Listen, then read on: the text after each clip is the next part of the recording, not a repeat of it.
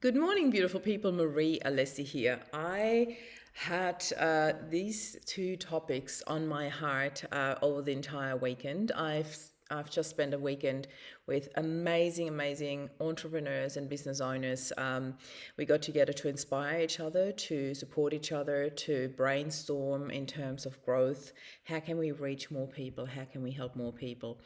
And one thing that popped into my mind that came up for discussion quite often are two topics in terms of the topic of grief.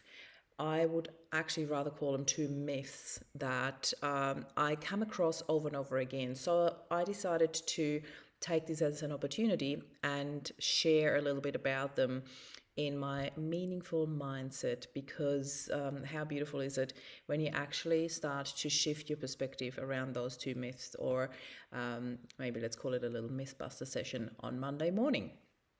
So one of them is the 5 stages of grief, or however many stages of grief. So many people ask me that. Did that apply to you? How did you deal with them?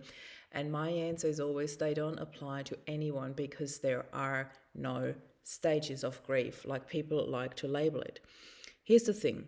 The lady who came up with those stages, Dr. Elizabeth Kubler-Ross, is absolutely renowned in the area of healing, of grief, of trauma.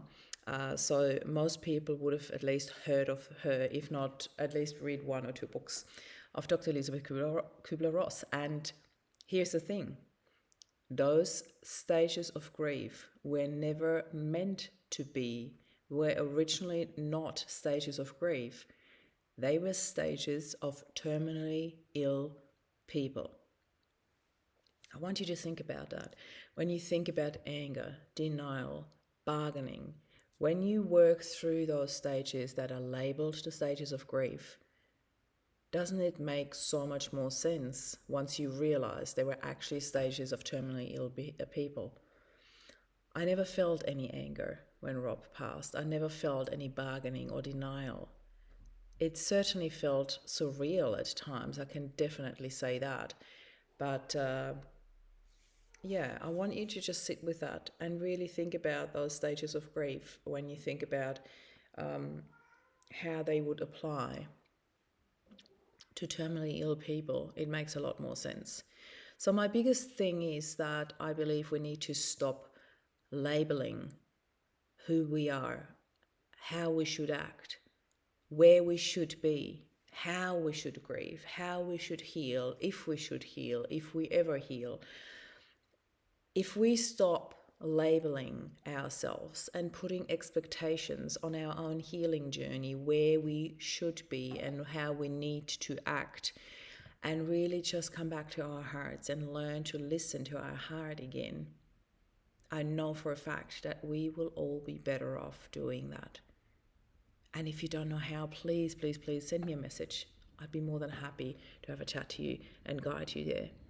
So this is my first myth that I wanted to talk about. Please Google it, have a look into it, be a bit more diligent with your research when it comes to that. Don't just let people tell you what the stages of grief are and how they need to or should apply to you. They don't.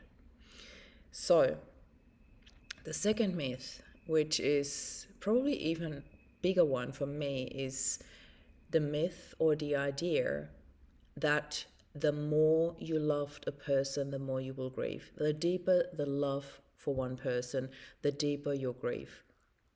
I do not agree with that. I do not agree that our pain, our suffering needs to be an equivalent for the love that we have felt for that person. Healing is a choice. I want you to let that sink in. Healing is a choice. Happiness is a choice. When I think about my situation, Rob and I often had talks about, not often, but it came up in conversation, what would happen if something was to happen to me or Rob, how would we deal with it? What would we do? And we both always said to each other, I want you to take the boys and create the happiest life possible. And that's how simple it was for us. Love wants you to be happy. Love doesn't want you to suffer. Love doesn't want you to prove how deep your love is by suffering and by showing more grief and by choosing that path down into absolute nightmare and hell, and like really the pain that we feel when a person passes is intense enough. It is our choice whether we want to stay there or whether we want to shift our focus. And that is nothing that happens overnight, but the decision can happen right now, right here, in the very moment you watching me talking about this is where the decision can happen. I want to choose happiness. I want to choose joy. And why would I do that?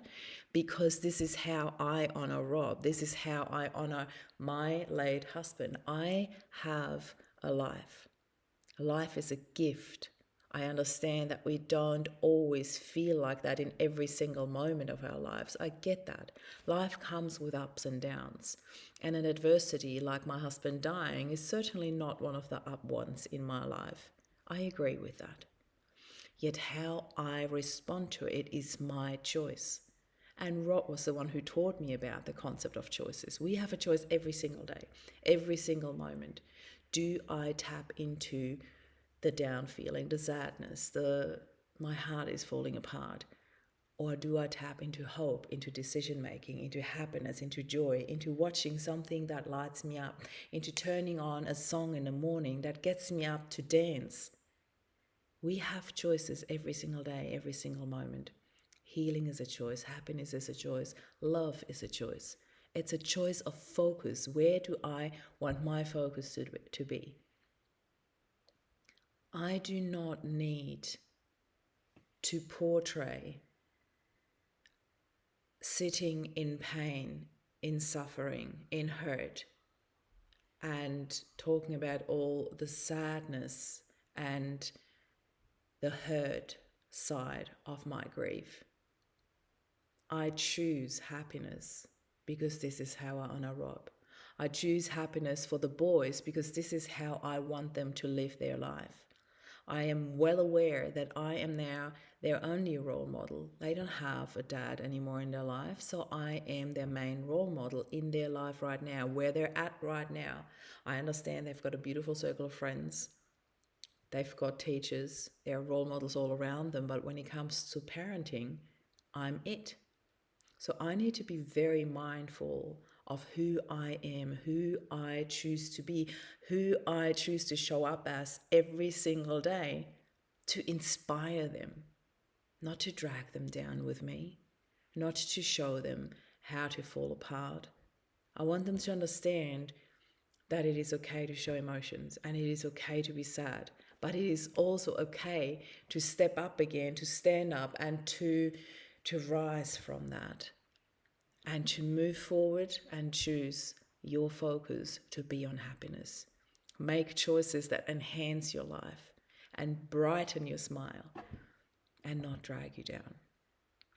So these are my two myths for today that I wanted to talk about. The 5 stages of grief are actually 5 stages of terminally ill people.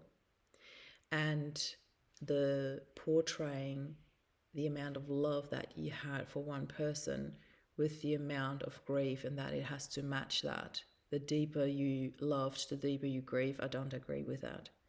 The deeper I loved, the deeper I dig to find that strength within me to choose to live my life happily, because he cannot do that anymore.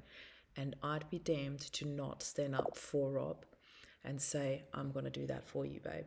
I'm going to do it for you and for me and for the boys, because this is what we have chosen. This was our choice together to create the happiest life possible for our boys. And I will be doing this whether you're here with me or not, because that's a promise we made to each other. And this is how I choose to honor Rob, by keeping that promise. I pretty much hope that this was helpful for you. And if so, I'd really, really encourage you to share this with anybody you feel that can take benefit from this, that really needs to hear that message right now. I'm sending you a whole lot of love, straight from my heart to yours. This is Marie signing off. Bye for now.